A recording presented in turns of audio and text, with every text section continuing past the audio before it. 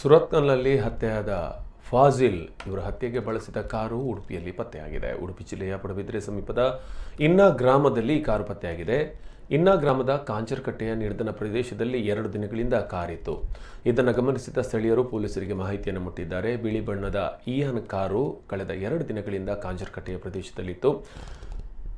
ಸ್ಥಳಕ್ಕೆ ಆಗಮಿಸಿದ ಪೊಲೀಸರು ಕಾರಿನಲ್ಲಿದ್ದಂಥ ರಕ್ತದ ಕಲೆಗಳು ಹಾಗೂ ಚಿಪ್ಪುಗಳನ್ನು ವಶಪಡಿಸಿಕೊಂಡ ಬಳಿಕ ಇದು ಹತ್ಯೆಗೆ ಬಳಸಿದ ಕಾರು ಎಂದು ನಿರ್ಧರಿಸಿದ್ದಾರೆ. ಬಳಿಕ ಕಾರಿನ ಮಾಲಕನನ್ನು ವಶಕ್ಕೆ ಪಡೆದಿದ್ದಾರೆ.